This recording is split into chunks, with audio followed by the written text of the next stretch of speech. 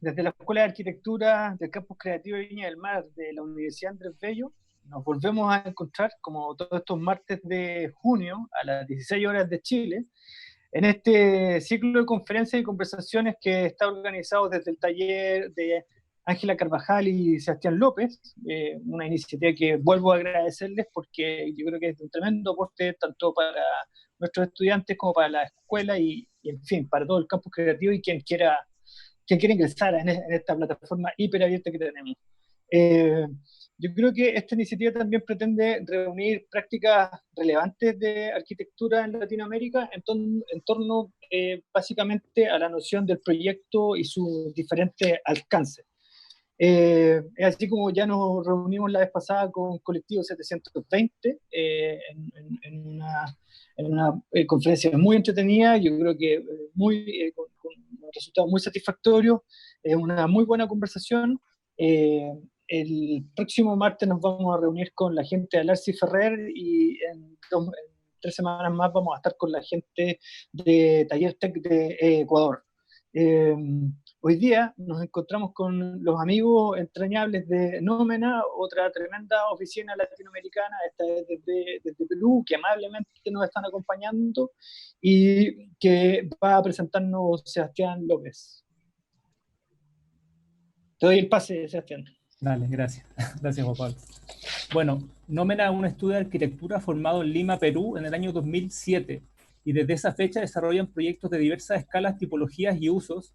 En el año 2010 publicaron un libro llamado Composiciones, 20 aproximaciones a la arquitectura peruana, y han desarrollado diversas investigaciones académicas a la fecha. Sus socios, Diego Franco, Morris Fleischmann, Héctor Loli y Jorge Sánchez, son egresados de la Universidad Peruana de Ciencias Aplicadas, UPC, y tienen maestrías en Lima, Madrid y Londres. Desde el 2008 están vinculados a la academia en el Perú y han participado en diversos conversatorios internacionales. El trabajo del estudio ha sido ampliamente publicado y reconocido en bienales nacionales e internacionales de arquitectura y urbanismo, siendo la última la Bienal de Arquitectura Latinoamericana 2019, donde participaron por segunda vez. Bueno, muchas gracias a Nómena por aceptar la invitación que bueno, surge de alguna manera gracias a que nos conocíamos previamente. Y nada, como dejarle el pase, muchas gracias y que disfruten la conversación. Muchas gracias a Sebastián, a Juan Pablo, a Ángela por la invitación, por acordarse de nosotros. Es verdad, nosotros ya habíamos colaborado en un concurso previamente con Anagrama y con Juan Pablo hemos tenido la suerte de coincidir en algunos eventos internacionales de arquitectura. Siempre es un placer encontrarnos. Y bueno, ahora nos toca hacerlo de manera virtual. Yo soy Diego Franco, uno de los directores de Nómena. Somos 4 directores, como ya les ha contado Sebastián, Mori Fleischmann, Héctor Loli y Jorge Sánchez. Yo voy a contarles un poquito de lo que hacemos, tratar de que la charla sea relativamente corta, pero ayude a explicar básicamente como oficina en qué consiste nuestro día a día, algunos proyectos que hemos realizado y cómo entendemos esta práctica, a ver si luego armamos una pequeña conversación. Voy a compartir mi pantalla y me confirman si se puede ver la presentación. Sí, está perfecto. ¿Sí? Ya, genial.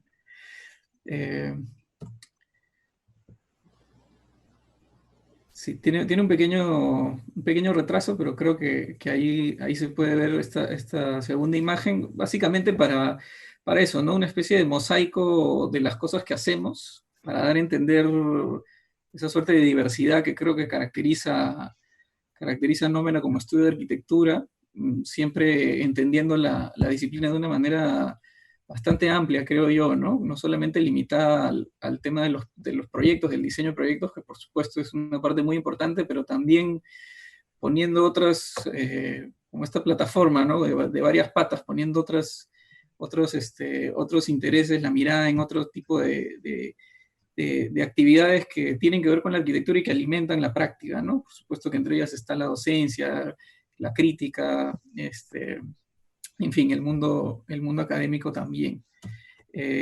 La estructura de la charla va a seguir más o menos este esquemita que espero puedan ver ahí, una suerte de V, ¿no? Estos dos brazos, porque la oficina también es un ente en permanente transformación. Y creo que este proceso, esta etapa por la que todos estamos pasando es un momento que también ayuda a pensar en redefinirse y bueno, encontrar sentido a lo que hacemos, ¿no? Entonces, por un lado está este brazo de que hemos llamado singular, que tiene que ver con proyectos que abordan unas preocupaciones, digamos, como que más espaciales, de cierta forma, ¿no? Más vinculadas a ideas de arquitectura que son de cierta manera temporales. Luego hay un quiebre, más bien una bisagra, más que quiebre, un punto de articulación que tiene que ver con las investigaciones, y ahí es donde entra a tallar la parte académica, docencia, investigación, crítica, y esas inquietudes que se pueden abordar desde ese campo.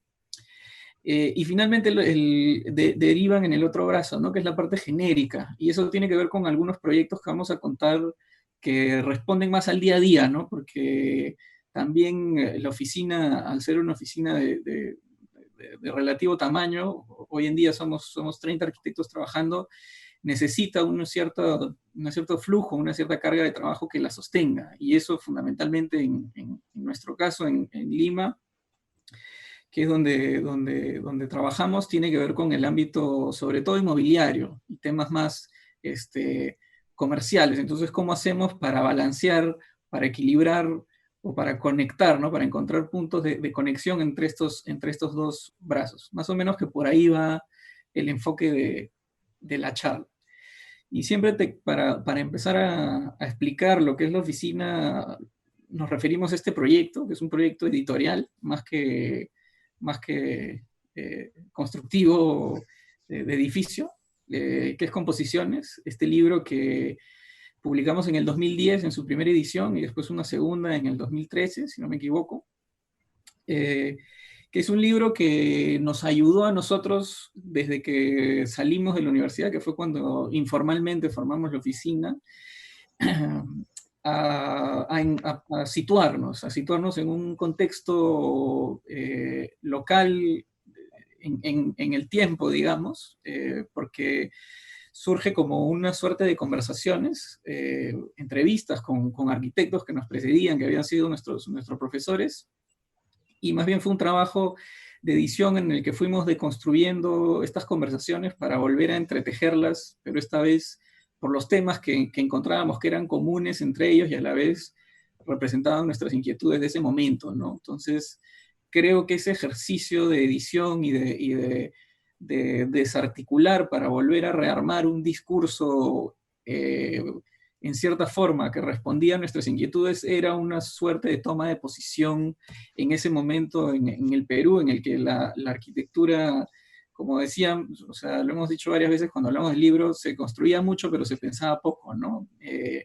Cambio de alrededor del 2010 era un momento en el que el boom inmobiliario, el boom constructivo estaba en pleno auge, pero claramente desde nuestro entendimiento precoz, digamos, el entorno construido no era considerablemente mejor, ¿no? Más bien muchas veces sucedía todo lo contrario. Entonces es así como a través de las voces de estos personajes, como pueden ver en estas imágenes, estos pantallazos, digamos, de lo que es el libro, se arman este índice temático, se reconstruyen las conversaciones, un arquitecto es como que le responde a otro, por más que no estuvieron juntos en ese momento, y finalmente se termina armando ese panorama, ¿no? Que entendimos nosotros de la arquitectura peruana contemporánea, donde se entiende una suerte de continuidad, de filiación, de escuelas, de obras también importantes, emblemáticas, y una suerte de cadena de la arquitectura peruana que para nosotros fue importante redescubrir, ¿no? Y en ese sentido ayudar a situarnos. Y después, en paralelo también a esa experiencia del libro, se dio esta experiencia de que sí era un proyecto muy pequeño, pero que tuvo bastante alcance, bastante repercusión, que era una capilla, una obra de no más de 20 metros cuadrados de huella, pero que sí tenía toda una suerte de reflexiones alrededor de un tema específico, que era esa idea del paseo arquitectónico, ¿no? Ahora ya me estoy metiendo con lo que les comentaba de este brazo de lo singular y esas ideas que suelen ser como atemporales, ¿no?, de la arquitectura, y que venía muy bien a este contexto, porque el encargo consistía en proyectar una capilla, un espacio de reflexión privado, pero en un entorno muy, muy cercano a la naturaleza, con la presencia del río, la vegetación. Entonces, ¿cómo hacer? La pregunta era, ¿cómo hacer para lograr construir una experiencia que fuese mucho más amplia que esos 20 metros cuadrados que tenía el proyecto, ¿no? Y para eso había que apoyarse en ese recorrido que se empezaba a construir desde el entorno, desde una línea que acompaña, que después se transforma en una banca, que eventualmente se convierte en un muro, y comienzas a descubrir este espacio, ¿no?, que se nota como infranqueable desde fuera, muy, muy, muy pétreo, pero a medida que vas recorriendo lo que te va acompañando ciertos elementos, como decía, el muro, la banca, un espejo de agua, se empezaba a armar esta experiencia que podía tener una repercusión más amplia que el espacio en sí, que era muy pequeño, ¿no? Y finalmente este espacio también previo de recinto, que era un espacio de reflexión antes de entrar ya a la capilla en sí, que a la vez tenía esa dualidad, ¿no?, esa doble condición de funcionar de manera hacia el interior, pero también se podía abrir y funcionar hacia el exterior para eventos, digamos, como que de congregaciones de mayores grupos. Entonces esa fue una primera experiencia también inicial, alrededor del 2010, proyectual, que nos sirvió mucho porque el proyecto tuvo gran repercusión. Y creo que se amarra bien con este otro, que es un proyecto bastante más reciente, que se llama Morphology, que es un espacio muy singular, nuevamente, porque el encargo era más bien de construir un proyecto que mezclara muchos usos, cosa que también es poco común normalmente en nuestra ciudad, en Lima. Y no solo eso, sino además tenía una suerte de jardín botánico al interior, ¿no?, que se decidió colocar al fondo del proyecto. Este proyecto está en un lote que tiene un frente muy corto, entonces era tratar de llevar ese recorrido. Ahora no era más una cosa introspectiva y de reflexión y de connotación espiritual, digamos, sino más bien era un recorrido que trate de vincular la actividad de la calle, la actividad urbana, con el interior del edificio, tratar de llevar esa intensidad y ese movimiento hasta el último espacio del proyecto. Y por eso es que la estrategia consiste en, como ven en el corte, desde la calle hacer esta suerte de bandejas y plataformas y un gran vacío en el fondo, que es el espacio que alberga esa rampa, ese recorrido helicoidal en espiral, pero ahora que se hace vertical, y que termina desembocando en la terraza, en donde hay un café, un espacio público, ¿no? Entonces era esa cuestión de cómo llevarlo público hasta el techo. Y entre esas bandejas hay otros usos que son comerciales, tiendas, espacios de exhibiciones, y ese jardín botánico vertical que también es un gran vacío y donde también se dan ciertos eventos, ¿no?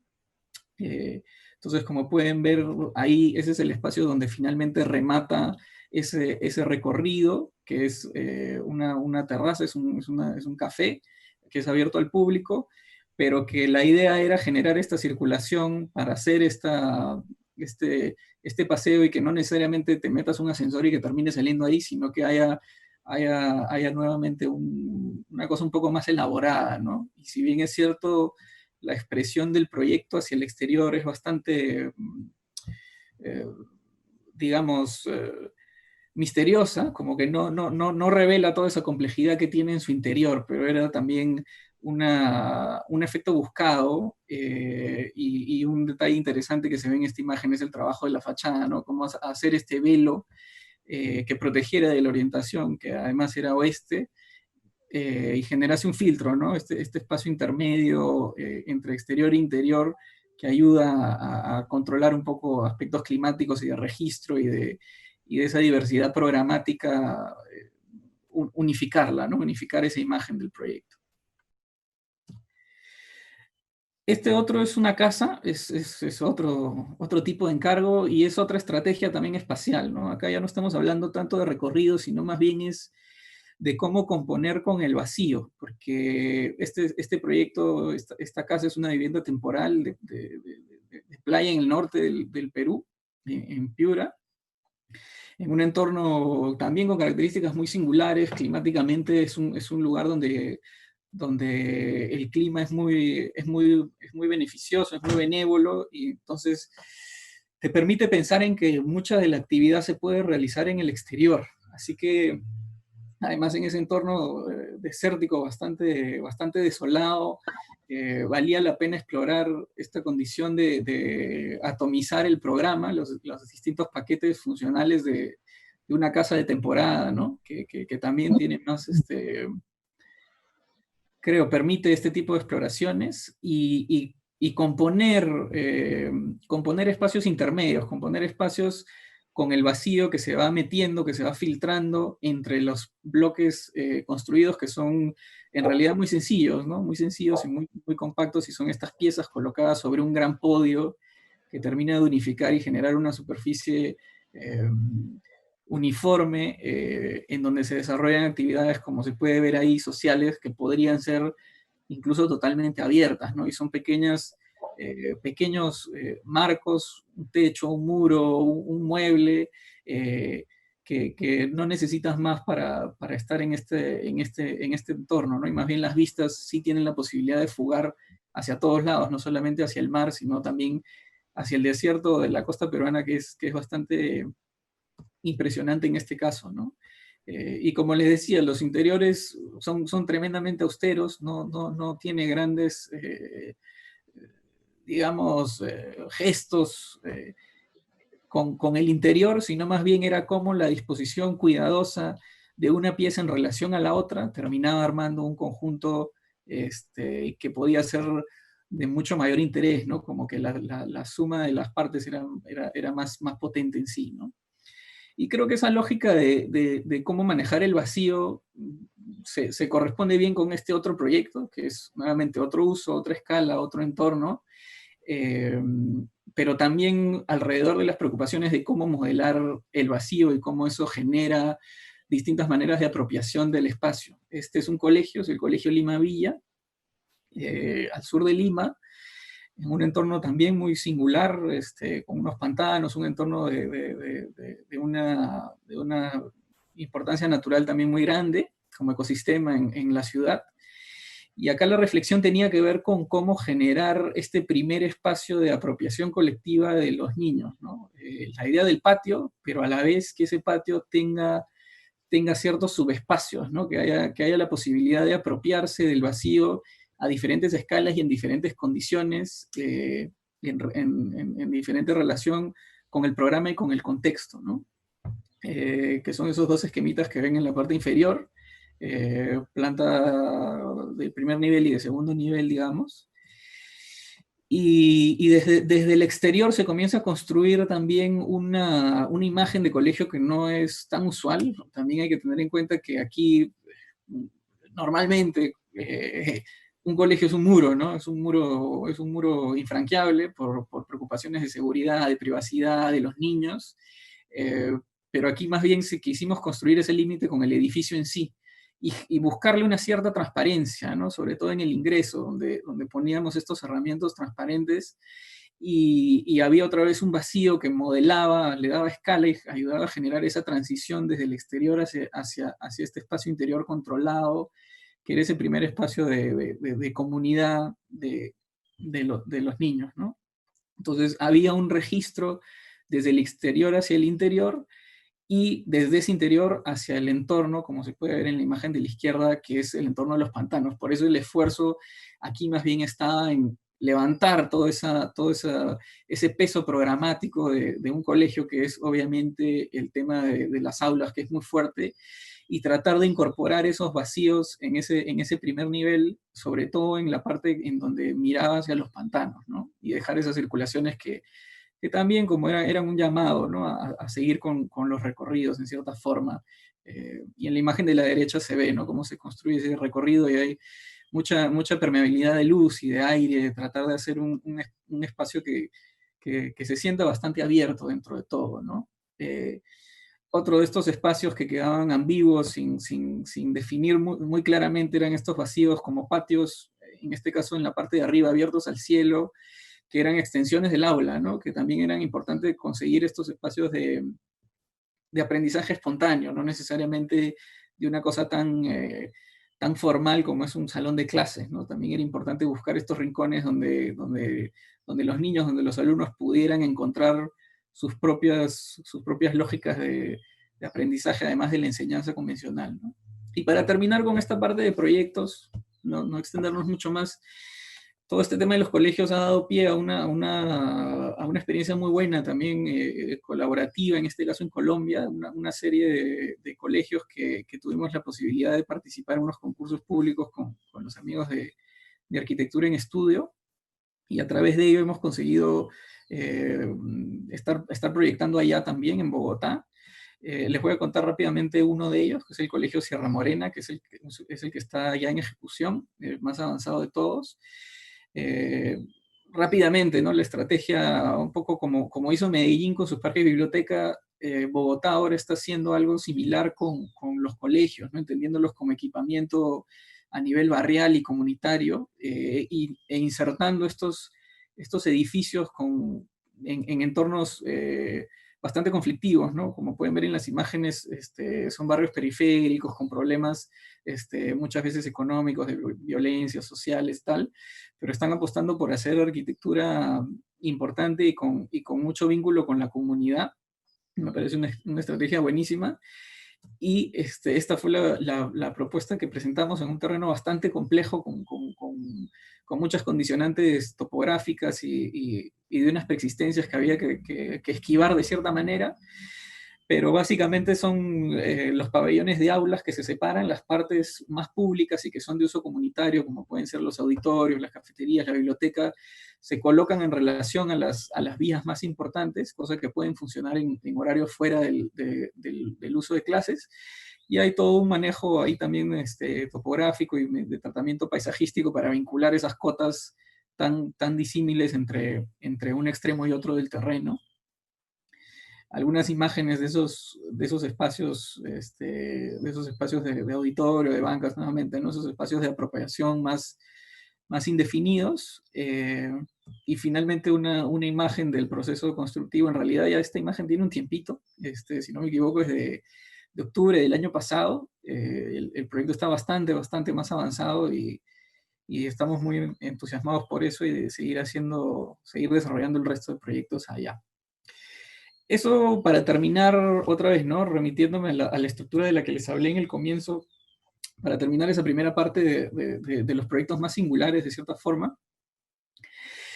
Y acá viene el punto de la bisagra, ¿no? La articulación esta que tiene que ver con la parte un poco más académica, de investigación o de especulación en ese sentido, y que creo que es la que es muy útil porque refuerza ese sentido crítico que tratamos siempre de insertar en todo tipo de proyectos en realidad, ¿no? Y tiene que ver con esta imagen que es una vista aérea de un plano de Lima colonial, que habla pues de una textura de ciudad, ¿no? Una escala, una morfología que responde, como se ven los esquemas de abajo, a una tipología muy peculiar, que seguramente en Chile podrían hacerse varios paralelos, ¿no? Que son estas casonas, bueno, que acá le llamamos callejones, casas de vecindad, quintas, un catálogo de tipos, ¿no es cierto? Entendidos así en el sentido más disciplinar que podamos mencionar en arquitectura cuando hablamos de tipologías, y que es a partir de ese catálogo tan reducido en donde se construyen pues una atmósfera de ciudad, una espacialidad muy singular y que habla de una identidad propia de esta ciudad, de esta Lima postcolonial, ¿no? Colonial también. Y más bien lo singular, como se pueden ver en las imágenes que son iglesias y tal, son la excepción, ¿no? Lo que hace el tejido de base del limeño son estas manzanas cuadradas con estos lotes tan angostos y tan profundos, en donde apenas tienen un frente hacia la calle, ¿no? Y justamente el reto ahí arquitectónico pasa por eh, llevar vacíos hacia el interior del lote. Eso como preámbulo para hablar de que la estructura, el tejido de base que soporta lo que hacemos incluso hoy en día sigue siendo el mismo, o sea, no ha cambiado ese trazado, ¿no? Esa lógica de manzana y lote sigue siendo la misma estructura sobre la que se asienta la ciudad en la que seguimos ahora. Y ha pasado por distintos momentos, ¿no? De hecho, un momento en el que nos hemos parado a estudiar, a analizar, a hacer una serie de investigaciones que hicimos con el Instituto de Investigación Científica de la Universidad de Lima fue justamente esta transición durante la modernidad, ¿no? Porque es a mediados del siglo XX, en donde por una serie de presiones coyunturales, ese tejido tan de baja altura y alta densidad que tenía Lima, se ve en la necesidad de crecer en vertical, ¿no? Dentro de los mismos lotes. Y es lo que pasa pues con lo que se puede un poco ver con esta imagen, ¿no? Que esa ciudad empieza a irse para arriba, todavía tímidamente, pero ya empezaba a adquirir pues 5 pisos, de 5 pisos hasta los 7, 10 en algunos casos, ¿no? En algunas excepciones. Y seguían presentando la misma dificultad, ¿no? ¿Cómo hacemos para verticalizar ese tejido de lotes angostos y profundos? ¿Cómo hacemos para crecer en altura ahí? Y es ahí donde comienzan a aparecer estos edificios, como pueden ver en los esquemas en la parte inferior, que todavía tienen algunos de los problemas que tenían los edificios coloniales, pero seguía siendo, no eran tan terribles porque la altura no era tan alta, ¿no? Pero definitivamente había una serie de problemáticas que analizamos en esta investigación, que dicho sea de paso se apoya mucho en el redibujo, ¿no? Que ahora que estamos en el contexto de la universidad, entender el dibujo como una herramienta de análisis también es algo que creemos que es muy relevante. Y a través de este análisis, tanto de edificios como de unidades en sí, a ambas escalas, se llegó a unas conclusiones que eran interesantes, ¿no? Que era armar este catálogo como de tipos también, en donde sí descubrimos que existía una relación, una cierta afiliación, una continuidad también generacional, por hacer un paralelo con el libro, con aquellos edificios que venían antes, ¿no? Si bien es cierto, también habían diferencias y aportes, pero había una cierta continuidad, ¿no? Dentro de esas lógicas de crecimiento de Lima. A la vez también otra investigación que se centró en este periodo de mediados de siglo de arquitectura moderna, digamos, en Lima, en el Perú, tenía que ver con el estudio de los edificios de uso mixto, que era otra condición que se había perdido, ¿no? Lima hoy en día es una ciudad que por normativamente no fomenta en absoluto la aparición de edificios de uso mixto, que obviamente como arquitectos nosotros le encontramos tantas bondades, ¿no? Con esa intensidad de uso que proponen, además del interés espacial o proyectual que suponen para nosotros. Hicimos también una serie de recapitulación, de recopilación de casos emblemáticos de edificios de uso mixto en Lima moderna, y a través nuevamente del redibujo, un redibujo muy intencionado, logramos hacer un análisis que sobre todo nos hablaba de su desempeño, ¿no? Cómo funcionaban, cómo trabajaban estos edificios en la ciudad a raíz de unas variables que determinamos que tenían que ver con su permeabilidad, con su capacidad de hibridación, etc.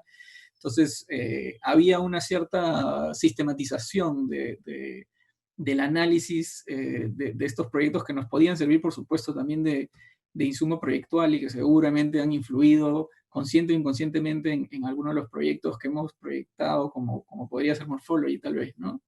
Y finalmente llegamos a esto que es una imagen más sugerente de lo que es Lima hoy por hoy, ¿no? Donde el crecimiento ya ahora es mucho más agresivo. Lima es una ciudad que ahora está creciendo en muchas zonas hasta los 20 pisos, incluso más a veces, pero nuevamente, ¿no? Sigue siendo ese mismo tejido de donde antes habían casitas o callejoncitos de 1 o 2 pisos, con esos lotes tan angostos y tan profundos, donde ahora hay que meter un edificio que tiene 20 pisos de altura.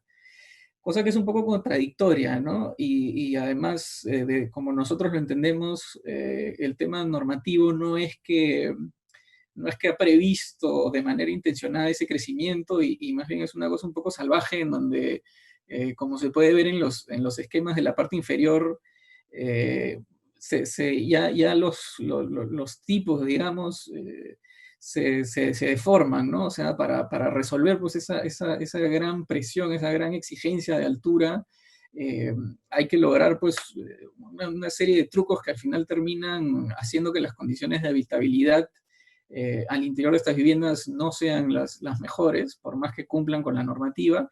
Y como paisaje tampoco dibujan una ciudad que sea muy amable, ¿no? O sea, predominan evidentemente los muros medianeros, ciegos, sin acabar, incompletos.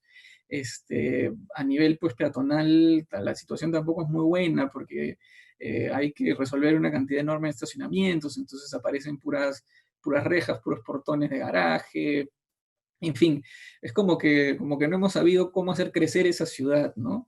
Y a nosotros nos parece que es una reflexión muy, muy importante a tener en cuenta porque en realidad es ahí donde se desarrolla nuestro día a día, ¿no? Y esto me sirve para, bueno, mostrarle unas cuantas de esas láminas de análisis. No les voy a mostrar las conclusiones y las fichas que se armaron, pero otra vez para hacer hincapié en esta idea del dibujo como herramienta de análisis, ¿no? Pero ese es nuestro día a día, ¿no? Es esta cosa de que no existe, además, otra cosa que de repente vale la pena aclarar, vivienda pública en Lima. Todo lo que se hace es mercado, lo que existe de viviendas sociales son ayudas económicas. Todo lo que se hace en vivienda tiene que ver con empresas y es un negocio. Entonces, pero creemos que vale la pena meterse ahí, ¿no? Porque hay mucho por hacer. Entonces es ahí donde la oficina empieza a encontrar un lugar en donde tratar de hacer estos ciertos intereses o cuestiones que a nosotros, por supuesto que nos interesan como arquitectos, las podemos llevar al lado dentro de las lógicas inmobiliarias, ¿no? Y finalmente esta última también investigación más bien habla de qué pasaría si nos alejáramos del lote, ¿no? Es una cosa mucho más especulativa, pero básicamente consistía en imaginar unas reglas de juego distintas, en donde más bien se premiaba el hecho de acumular los lotes y liberar la mayor cantidad de uso posible para espacio colectivo, hibridación de usos, en fin, un paradigma de ciudad distinto, ¿no? Y se construyó esa plataforma paramétrica en donde se colocaban ciertos incentivos y podías ir midiendo a medida que utilizabas más de estas variables tenías un mayor premio de altura en pisos, ¿no? Porque en realidad Lima no tiene por qué necesariamente crecer hasta 20 pisos, podría crecer hasta 50, solamente es cuestión de encontrar las condiciones de confort adecuadas para que eso se pueda dar, y pasa por probablemente pensar en una ciudad de manzanas, de corazón de manzana abierto, ¿no? Para tener una lógica más de torre, en fin. Entonces estos eran unos ejemplos de cómo esa matriz empezaba a arrojar esos niveles de complejidad que te permitían pensar en un modelo de ciudad distinto, ¿no? Ya fuera de las lógicas del lote que definitivamente tienen un límite, ¿no? Algo que nos queda muy claro es que determinado tipo de lotes, en este caso lotes angostos y profundos, albergan edificios de tipo relleno y no hay muchos edificios de tipo relleno que puedas hacer, ¿no? Pero podía pensarse en otro modelo de ciudad también. Esto, insisto, es una cosa más especulativa. Pero da pie, como decía, a entrar ya más en la otra lógica de proyectos de vivienda multifamiliar, que es algo que la oficina emplea mucho de su tiempo. Probablemente más de la mitad de las cosas que hacemos son edificios de vivienda multifamiliar. para constructoras y empresas inmobiliarias. Y en algunos de ellos sí que encontramos la oportunidad de poder filtrar un poquito ciertas inquietudes, ¿no? Esto es un ejemplo en el que más bien el cuestionamiento era por el lado de qué pasa con el retiro, que es otra condición normativa en nuestra ciudad, que no se pueden construir edificios a pie de vereda, y muchas veces ese espacio intermedio queda o apropiado igualmente, o cercado, o no cualificado, ¿no? Es un espacio muy, muy ambiguo, y la estrategia que en este caso se amarró con la parte comercial era de decir que el retiro durante la etapa de construcción del proyecto, por supuesto que es un tiempo además en el que desde que adquieres la vivienda hasta que finalmente está el edificio pueden pasar meses y no son años, y ese buffer, digamos, ¿no? Esa franja, podría ser un espacio que se le brinde al usuario, al público, ¿no? Entonces, la estrategia comercial ahí se amarró con la espacial y tenía que ver con, como dice ahí claramente, y con el color tan llamativo que tenía esta instalación que duró un tiempo, crear un espacio de apropiación colectivo, ¿no? Y cuestionar esa franja intermedia del retiro. O también otro tipo de exploración tiene que ver con justamente qué pasa en las medianeras, ¿no? ¿Qué pasa cuando tienes un terreno que tiene una medianera, pero en este caso específico, por una serie de razones, el terreno de la esquina quedó fuera del proyecto, o sea, no se incorporó a los lotes que terminaron siendo el edificio, y terminó siendo un lote tan chiquito que en realidad nunca iba a poder tener un edificio, ¿no? Eso hubiese ocasionado que las medianeras de nuestro proyecto sean, pues, anodinas, hubieran quedado como que no terminadas. Entonces hubo todo un esfuerzo por utilizar la misma materialidad, y no solo eso, sino en la imagen de la derecha, como ven, retirar el edificio, ¿no? Lo necesario como para poder abrir ventanas hacia allá, y que de hecho miren a través de ese lote hacia un parque que se encuentra en la zona desde donde está tomada la foto, digamos, en la izquierda, ¿no? Generar esa suerte de retiro dentro de nuestro propio lote de forma lateral. Además se colocaba un árbol, que creo que sí se puede ver ahí en la parte superior, y era también un colchón de control de registro entre la vivienda y el edificio, y nos permitía superar ese problema, que en este caso hubiese significado una medianera ciega, ¿no? Y más bien le ganábamos una fachada más al edificio en este caso, ¿no? O esta otra, ¿no? Que es un proyecto ya de muchísima más altura y densidad, tratar nuevamente de confundir ese límite del zócalo, ¿no? Del primer nivel entre peatón y edificio, incluso pudiendo generar un cruce a través del propio lote, pero de forma disimulada, ¿no? Para tratar de conseguir que ese primer piso sea un poco más amable, no como suelen hacerse la mayoría de proyectos en este caso, ¿no?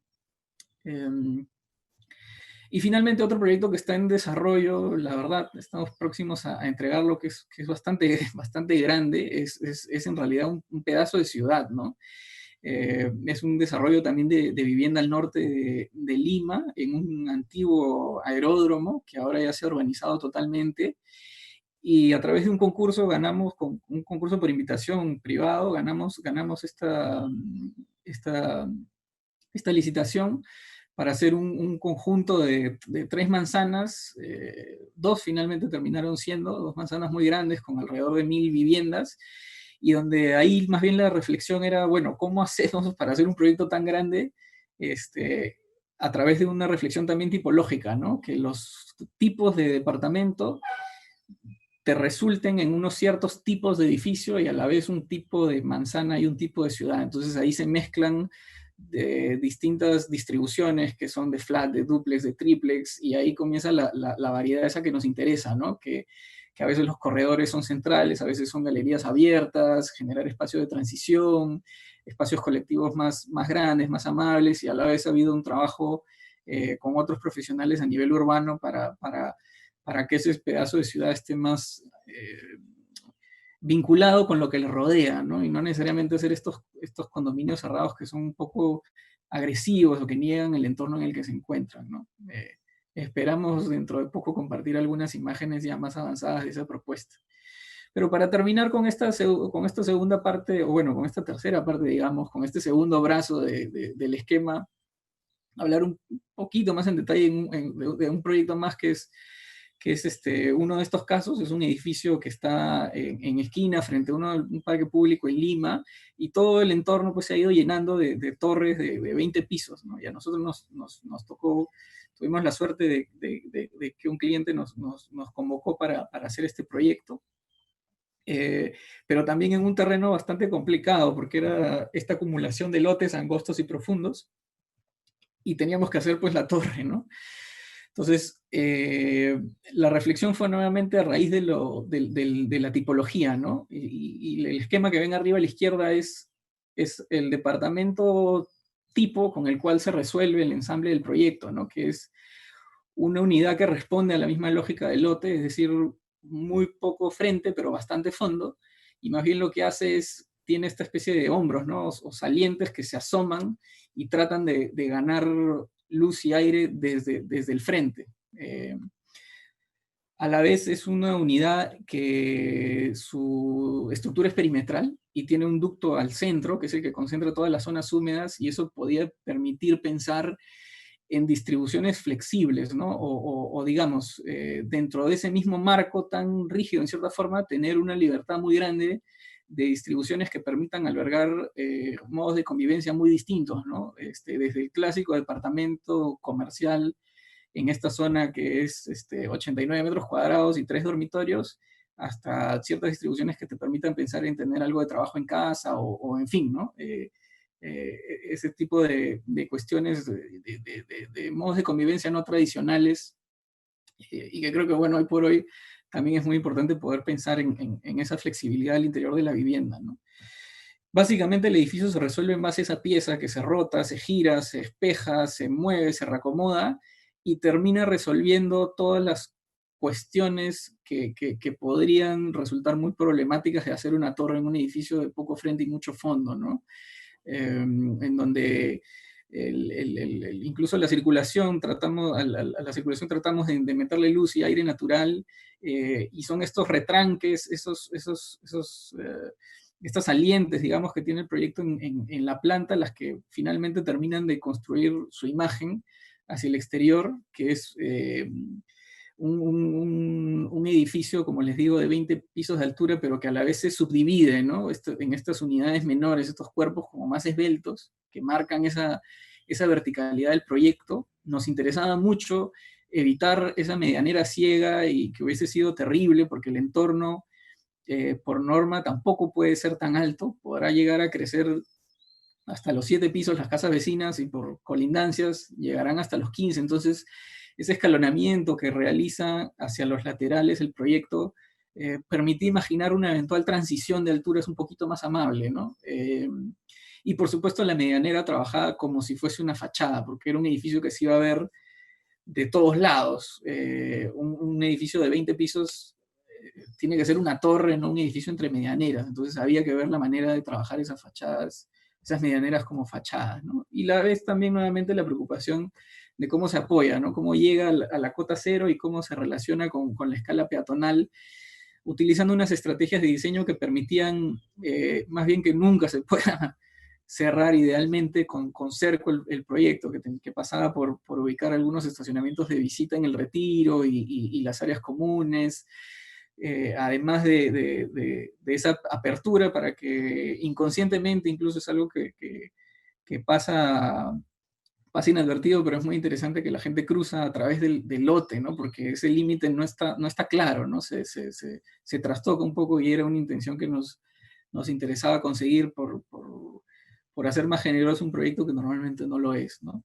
Entonces, así como algunas de esas intenciones se van filtrando de un lado para otro, ¿no? Y creo que en esta etapa de la oficina, que es esta plataforma con tentáculos en muchos lados, finalmente todo regresa y todo se retroalimenta entre sí, tratando de vincular todas estas patas en un solo ente que siempre está en este proceso de cambio y transformación y bueno, tratando como digo, de cerrar ese triángulo, en este caso no círculo, en donde todas estos brazos tienen que ver uno con otro, ¿no? En cierta forma. Y eso es todo a nivel de lo que les queríamos contar como estudio. Espero no haberme extendido demasiado para tener espacio para conversar con todos. Me dirán si ahora dejo de compartir la pantalla. Por favor. Súper. Oye, muchas gracias por la presentación, creo que es bien estimulante bueno, entendemos que hay varios estudiantes conectados, ¿cierto?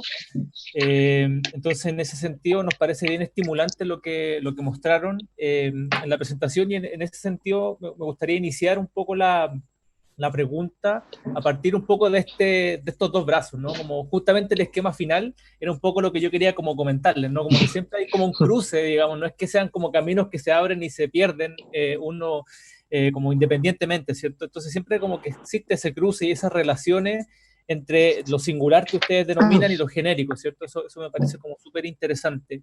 Y en ese punto me gustaría partir un poco la conversación con un tema asociado a las estrategias de diseño, ¿cierto? Como las estrategias que los proyectos de alguna manera toman, tomando un poco los primeros que mostraron, ¿cierto? Que de alguna manera tenían o en general casi todos tienen una relación muy estrecha con el contexto, ¿cierto? Como que el contexto de alguna manera nutre a lo que el proyecto quiere ser. Entonces, en ese sentido, eso sería como un insumo, ¿cierto? Que el proyecto toma, que sería como este contexto, este entorno que ustedes dijeron, ¿cierto? Que de alguna manera nutre y ustedes quieren como visibilizar a partir del proyecto.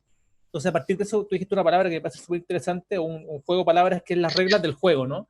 ¿Cuáles son las reglas del juego con las cuales operamos como arquitectos frente a un encargo? Entonces, en ese sentido me parece bien interesante como para partir el tema es como esta relación entre lo público y lo privado a partir de los proyectos que fueron mostrando y en esa toma de decisiones, como qué pasa en ese proceso al final, porque claro, estamos viendo como la obra final, por decirlo así, pero quizás también dan ganas de ver un poco qué pasa detrás, ¿no? Cómo llegamos a esas reflexiones, a esas conclusiones a partir de las investigaciones que ustedes desarrollan y como segunda pata de la pregunta sería cómo eso repercute en estas como colaboraciones internacionales que han hecho con colombianos. Bueno, nosotros tuvimos la oportunidad de trabajar juntos. Entonces, cómo eso se abre ciertas luces en las negociaciones entre las tomas de decisiones en el proyecto. Okay. Bueno, yo ya hablé bastante, no sé si alguien más quiere Sí, yo quería agregar un poco, digamos, lo que ha dicho Diego. De hecho, nuestra forma de trabajo o el equipo que tenemos, o sea, el equipo que hemos formado en nuestra oficina es un equipo que evidentemente no hay un arquitecto que lo dirige, ¿no? Y esto abre la posibilidad a hacer una plataforma de trabajo abierta, flexible y de constante transformación, ¿no? Nuestra forma de trabajo ha ido mutando mucho en el tiempo y eso eso es interesante.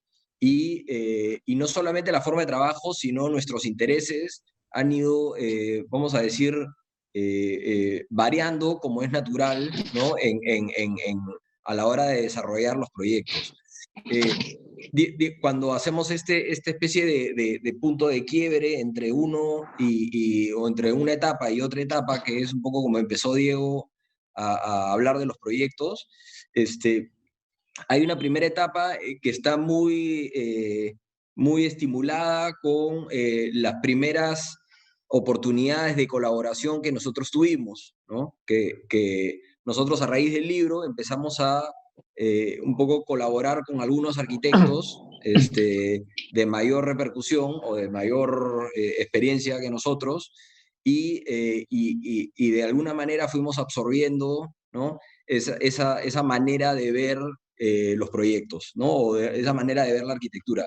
Y a medida que los distintos insumos contribuyen a nuestra forma de entender hoy en día la arquitectura, evidentemente el proceso, ¿no? Ha ido cambiando bastante. Y eso creo que es interesante o sea, por lo menos mencionarlo justo en esta conversación, porque nosotros de alguna manera pensábamos que nuestra aproximación iba a ser siempre la misma, ¿no?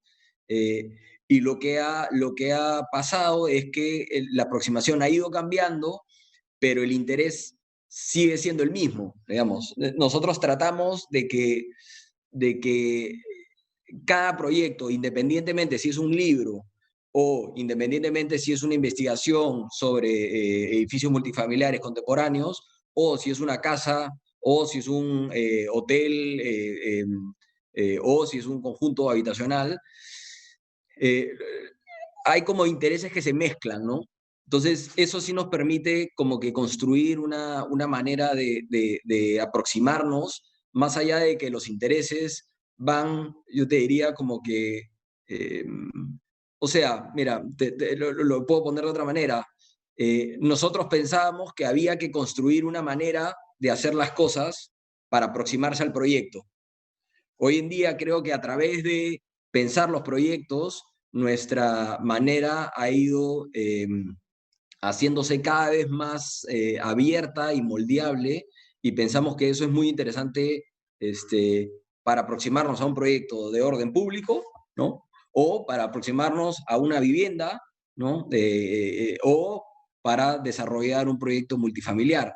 Y yo creo que en esa ida y venía que algún momento le llamábamos como una especie de diálogo entre los proyectos, ¿no? Creo que es interesante como que estar abiertos, por lo menos a cómo la oficina ha ido creciendo, ¿no? O sea, ha ido como mutando y creo que es interesante justamente esa retroalimentación que eso genera, ¿no?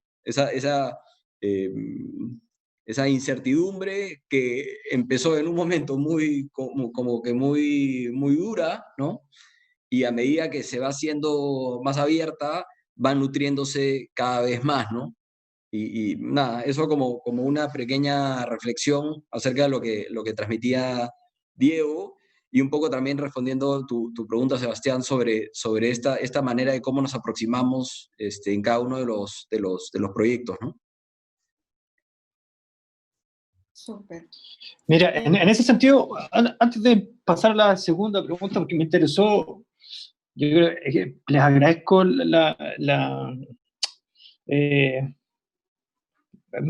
se me fue la palabra, pero no sé, cómo finalmente no están haciendo una conferencia para presentar trabajos, sino que nos pasó ya en la anterior y nos vuelve a pasar que muchas de las preguntas que teníamos ustedes las han abordado desde cómo presentan los proyectos. Eso hace la entrevista un poquito más difícil, porque nos deja un poco coja esa mesa, pero sin embargo, a medida que van respondiendo, cuando estaban hablando de las aproximaciones y cómo estas aproximaciones cambian en el proyecto, y entendiendo cómo los intereses que tienen en relación a ello son como vasos comunicantes entre la investigación, la teoría, la misma práctica disciplinar en cuanto a diseñar un edificio, una casa, un hotel. En ese diálogo que aparece entre todas estas, y atendiendo a esta primera pregunta sobre las estrategias proyectuales, ¿qué diálogo ya no tanto en el lado de los intereses, sino qué diálogo en lo procedimental del proyecto encuentran que hay entre esas diferentes formas de desarrollo de la oficina? O sea, entre la investigación, hacer un libro, teoría, entre diseñar un proyecto. ¿Cuáles son las cuestiones metodológicas que de un lado se van pasando hacia otro? Porque si hay algo de lo cual ustedes están dando cuenta, que no es una oficina que solo se ha dedicado a diseñar obras, ni tampoco solo a diseñar investigación, y por lo tanto hay una manera muy natural de poder hacer relaciones entre una cosa y otra, de lo cual ustedes han dado cuenta, pero me gustaría ver como un poquito más atrás, cuáles son esos trasvasiques que se pueden dar a nivel metodológico entre cuestiones de investigación, teoría y práctica de la arquitectura.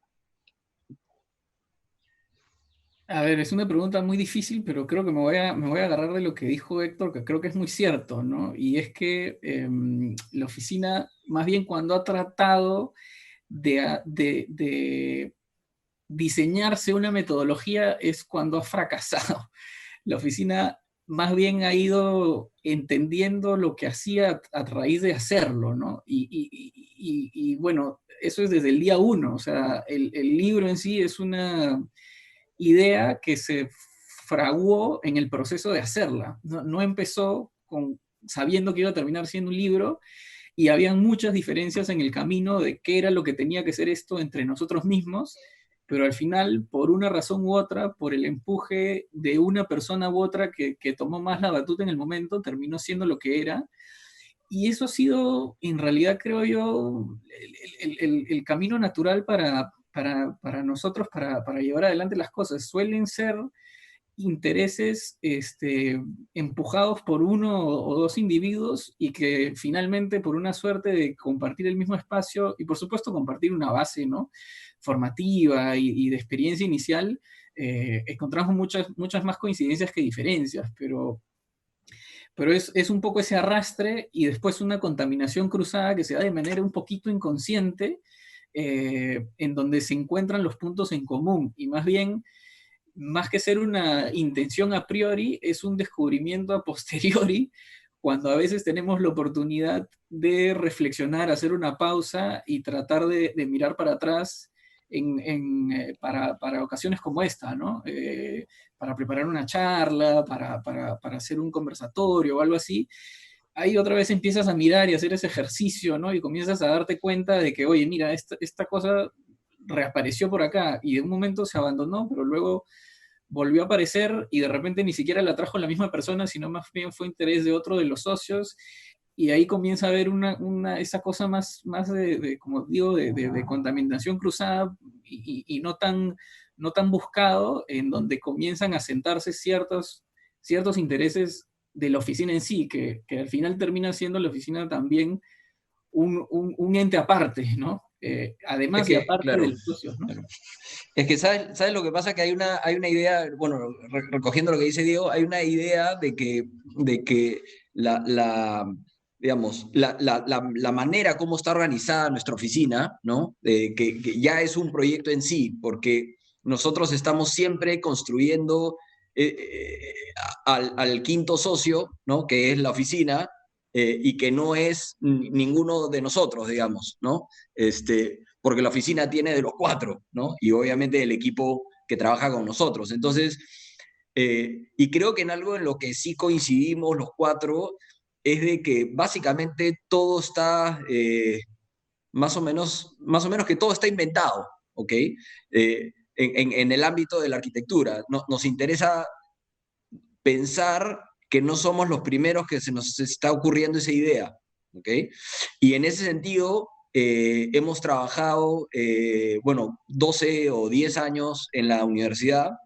Nosotros hemos sido profesores los cuatro en distintas universidades y a veces juntos, y siempre nuestro enfoque académico siempre ha tomado como premisa de que nosotros no inventamos nada, sino estamos simplemente transformando lo que ya está hecho, ¿no?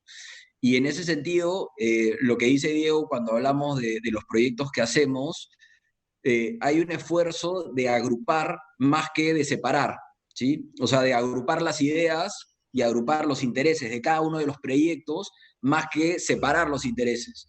Y en esta construcción de vincular y de amalgamar ideas, yo creo que está un poco la manera de hacer de la oficina, o sea, cómo con lo que se hizo, ¿no? Con un proyecto anterior, cómo se recoge esa idea y se transforma en las necesidades específicas de ese nuevo proyecto, y así sucesivo. Y finalmente esto se va convirtiendo en una especie de bola grande, en la que ya no se sabe dónde empezó la idea y dónde terminó. Y esa forma de ver la oficina, creo que es interesante. De hecho, respondiendo a la pregunta de Juan Pablo, la idea de específicamente, tú preguntabas específicamente cuáles son, ¿no?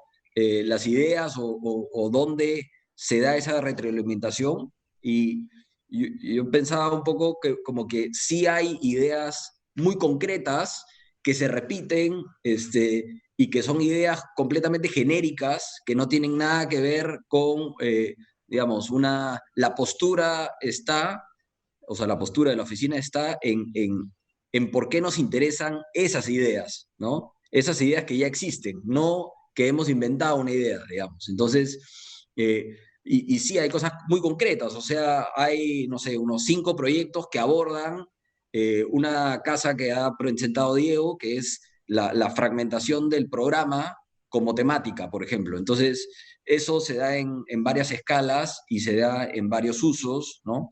El tema del vacío, el tema del recorrido, el tema del límite. Diego hablaba, por ejemplo, de que era un logro completo hacer que un peatón cruce la calle a través del lote, ¿no? Eso de repente en otras ciudades eso es más o menos normal, pero en Lima nosotros creemos que es un logro absoluto abrir parcialmente la vereda, ¿no?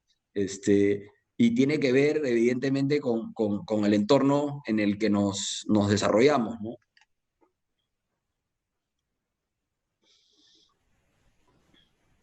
Oye, en ese sentido, retomando como todo esto que han hablado un poco, como que ustedes han hablado como de estos intereses o también le han llamado contaminación cruzada y que se habla como finalmente que todo está inventado en la arquitectura o esa es como una posición que han tomado como oficina.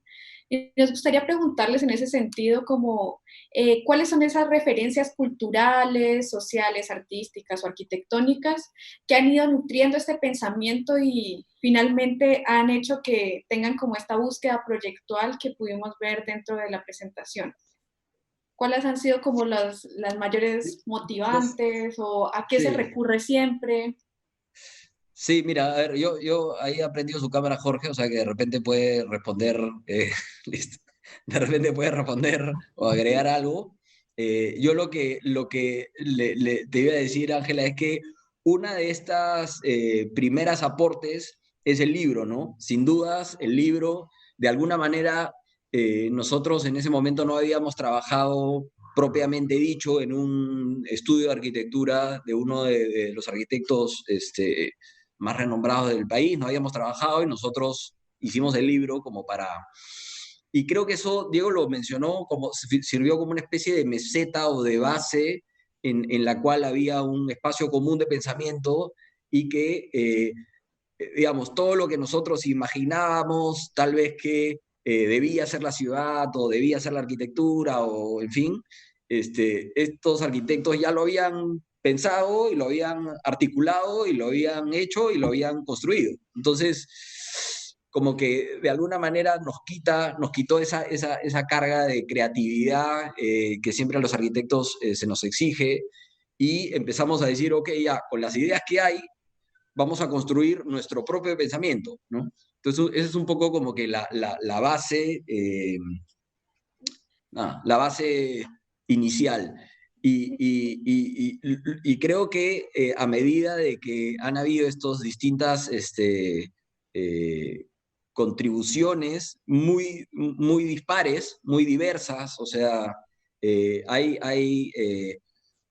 creo que lo positivo, digamos, lo que habría que rescatar es la búsqueda de no ser arquitectos exclusivamente de proyectos, ¿no? Sino que el proyecto es finalmente parte de lo que hacemos como cosa completa. Y ahí hay mucha riqueza, digamos, como fundamento, que es un poco tu pregunta, ¿no? Estos fundamentos a los que uno se basa. eh, yo creo que el hecho de sincerarnos en ese sentido, por lo menos nos ha servido como para empezar a construir nuestro pensamiento en conjunto, ¿no? Sí, de hecho, cuando uno lee el libro, porque lo leí mientras estaba de viaje esa vez y que fui a la oficina de ustedes, qué sé yo, y fue muy entretenido porque, claro, finalmente uno ve también como una serie como de entrevistas, creo, y venían como estos arquitectos, y entonces como que se veía que igual había como un cierto respeto hacia estas personas, entonces es bien interesante como ese cruce finalmente, como un libro detona también como en una búsqueda proyectual. De acuerdo, de acuerdo. Oye, quería sumar a eso, como a partir de esto, como que está todo hecho, ¿cierto? Como una carga muy pesada, ¿no? Como decir, ya, ¿y qué hacemos nosotros finalmente? Y a partir de esa preexistencia, como de eso que está todo hecho, a partir como de la arquitectura y cómo yo lo transformo a algo nuevo, ¿cierto? Me parece que usted, bueno, ahí Diego en la presentación mostró algo que me llamó toda la atención, que tenía que ver con el redibujo. O sea, como tomando un poco eso, como en el fondo a partir de tengo algo que preexiste, ¿cierto? Que existe, que tiene una carga histórica, cultural y que me antecede, ¿cierto? Como arquitecto, yo tengo que tomar eso y hacerme cargo de alguna manera y llevarlo como a algo nuevo.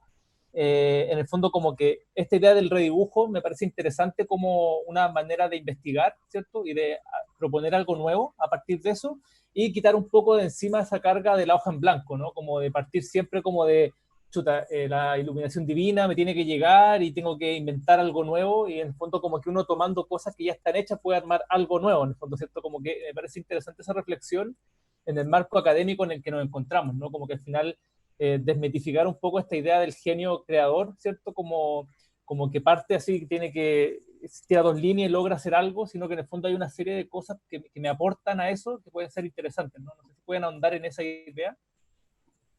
Sí, de hecho, así es como empezamos. Si algo creo tenemos en común, es que siempre que hemos enseñado taller empezamos así. O sea, ya sea nivel 1, nivel 2, hasta nivel 9, siempre hemos empezado nuestros talleres redibujando o estudiando proyectos, como tú los llamas, precedentes, ¿no? Eso es algo, como proceso, es algo importantísimo para nosotros y tal vez es ahí donde está la mayor... definitivamente creemos que es necesario emanciparse de esa carga de la invención, más bien la transformación es la clave, pero para eso digamos que la responsabilidad de nosotros como arquitectos es estar como muy bien informados, ¿no? Eso es lo más difícil, construirte esta mochila de proyectos como relevantes, importantes, y a partir de ahí descartar todo lo que sobre, ¿no? Y más bien tener en el disco duro esta referencia lo más completa, lo más pesada, digamos, posible, como peso específico, y tener la suficiente capacidad crítica para saber tomar lo necesario en la situación adecuada, ¿no? Esa creo que es lo que hace la diferencia con hacer buenos proyectos o cosas absolutamente irrelevantes que crees que son lo más increíble, ¿no?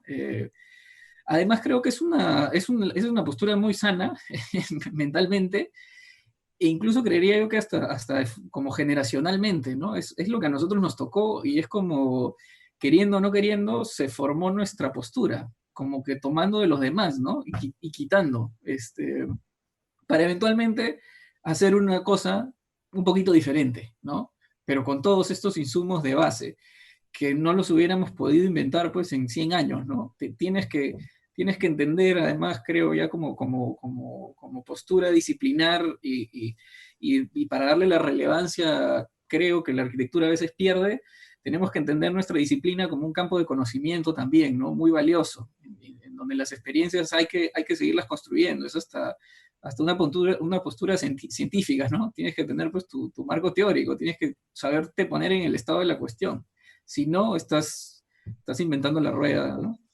O sea, ahí solamente para agregar una cosita a lo que ha dicho Diego, nosotros pensamos, y siempre creo que lo decimos de una u otra manera, que la arquitectura es una de las profesiones que a medida que uno, digamos, sabe más, se hace más compleja, ¿no? Y no viceversa. O sea, hay profesiones en las que uno a medida que conoce más todas las partes que la componen, le es más fácil desarrollarse en esa profesión. En cambio, en la arquitectura, por lo menos lo que pensamos es que a medida que uno conoce más estas piezas o estos elementos que conforman la historia de la arquitectura, se hace más difícil tomar las decisiones en el día a día.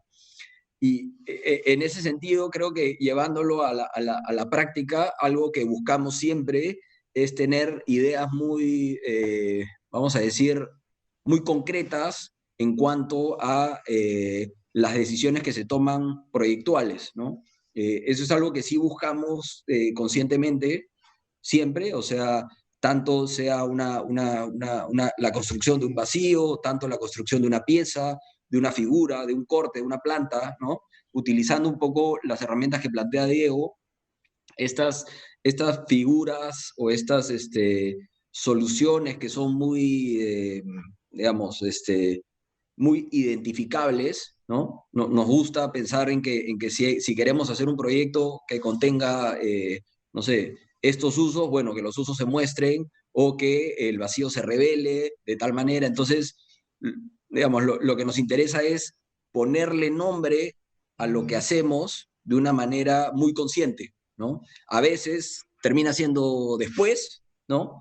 Y a veces termina siendo durante, pero nos interesa siempre que lo que hacemos tenga un nombre, ¿no? O sea, que la idea se pueda explicar muy fácilmente y muy didácticamente frente a el que nos contrata o la entidad, ¿no? Y eso es como una herramienta muy útil y muy pragmática a la hora de hacer nuestros proyectos, ¿no?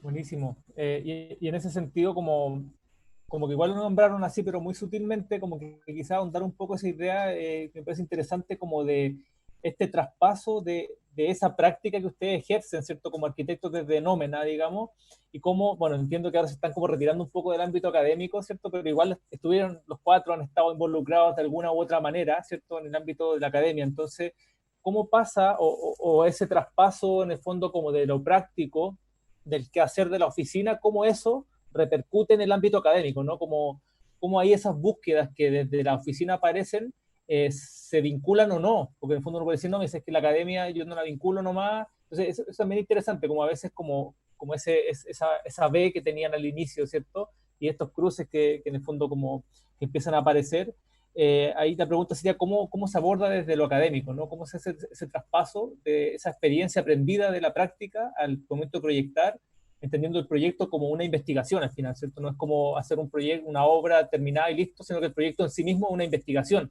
Eso me parece como interesante. Entonces, ¿cómo ese traspaso del hacer, del qué hacer, se ve reflejado en la academia, como en el día a día, por decirlo así, de la práctica académica? No sé cuál ha sido su experiencia en ese sentido. Bueno, si quieren, disculpen que yo entré un poquito tarde. Si quieren, respondo yo. Efectivamente, nosotros hemos estado muchos años en la universidad, casi 12 años. Ahora los cuatro estamos en una especie de pausa. Y, y creo que, bueno, cada vez más, mientras hemos tenido más autonomía en los talleres que hemos llevado, la relación ha sido mayor, ¿no? Entre la práctica y la academia. Ya lo dijo Diego, bueno, normalmente nosotros hemos empezado tratando de entender algunos proyectos canónicos, podríamos llamarlos, para a partir de ahí poder producir, solamente cuando los hemos entendido bien, poder producir cosas nuevas. Y eso está en la base de no solamente todos los proyectos que diseñamos, sino está en la base de todos los proyectos o todas las acciones que nosotros tenemos, ¿no? Yo creo que eso también es una especie de reacción a cómo nos enseñaron a nosotros. De hecho, a veces pienso que muchas de las cosas que nosotros hacemos son reacciones a la forma en cómo nosotros fuimos educados. Creo que esa es una de ellas, ¿no? O sea, en la universidad, al menos cuando nosotros estuvimos, había una desconexión absoluta entre el taller y el mundo, o sea, y el resto, ¿no? ibas a tu clase de matemáticas, salías, cerrabas la puerta y después entras al taller y no sabías qué tenía que ver una cosa con la otra, ni con historia, ni con estructuras, ni con nada. El taller era un mundo aparte, ¿no? Y tú realmente no podías entender la relación entre diseñar arquitectura o hacer arquitectura que se daba sobre todo en el taller y los demás cursos, ¿no? Entonces yo creo que los cuatro siempre hemos estado muy preocupados, inconscientemente quizás, de ir en contra de eso, ¿no? Normalmente hemos estado muy preocupados de vincular la investigación con el diseño, y eso lo hemos hecho en el taller y también lo hemos hecho viceversa, ¿no? O sea, hemos llevado la investigación o la docencia a la oficina, ¿no? Y creo que la presentación que ha hecho Diego lo manifiesta claramente, ¿no? O sea, la reflexión del edificio Nazca, por ejemplo, es una parte de una reflexión completamente académica, ¿no? Totalmente sobre la problemática del lote, sobre el manejo del vacío, sobre cuál ha sido la historia de la evolución de la vivienda colectiva en Lima. Entonces, eso para nosotros es súper valioso porque además no es muy común, ¿no? Creo que sigue siendo bastante raro el hecho de que los profesores que a uno le enseñan tengan una coherencia entre lo que dicen y lo que hacen, ¿no? Yo solo de repente agregar también saludarlos y disculparme por no tener la cámara prendida. Creo que es una falta de respeto, pero me van a disculpar el problema técnico, sobre todo ahora que ya de por sí estamos alejados, me parece que ya poner incluso una foto es peor todavía. Pero bueno, en fin. Solamente creo que también tu pregunta, Sebastián, iba, corrígeme si me equivoco, por más bien cuál era la relación entre esos dos caminos, entre la docencia y el estudio y la docencia. Y a mí me parece entender que todavía no es homogénea la relación. Creo que es más unidireccional entre la academia hacia bueno, era, porque ya no, por ahora no estamos enseñando, pero sí creo que el flujo o esta corriente era más de un lado hacia el otro, ¿no? Creo que es más lo que en ese sentido aportaba el hecho de estar metidos nosotros en la academia para llevar ideas a la oficina, como los casos que acaba de mencionar Jorge del edificio Nazca y las otras investigaciones, que de repente lo que la producción del estudio podía llevar al aula de clases, ¿no? Las razones de eso pueden ser muchas, ¿no? Una, porque todavía creo que el trabajo del estudio tiene mucho por delante para madurar, como para ya estar haciendo extrapolar cosas de la oficina al otro lado, en fin, ¿no? Pero sí creo que es más uno que se nutría del otro. A mí me da esa sensación. Yo me quiero aprovechar de lo que estaban comentando recién, de esta relación entre la práctica de la oficina y la academia. Atendiendo a lo que en un minuto decía Héctor, de esto de que los procesos proyectuales no son diseñados en sí mismos, sino que es en el mismo proceso de hacer cómo van entendiendo finalmente cuál hacen el proceso. Una vez que llegan al final, miran hacia atrás, ya sea porque le encargan una conferencia o tienen que escribir algo, es en ese minuto donde toman conciencia respecto a eso. Sin embargo, por lo general en la academia hacemos el proceso completamente inverso. Conocemos casi desde el principio a qué resultados quisiéramos llegar, trazamos un camino con puntos notables bastante conocidos, y en ese sentido creo que algo que se agradece lo que ustedes están contando es cómo se enfrentan a la incertidumbre del proceso mismo proyectual,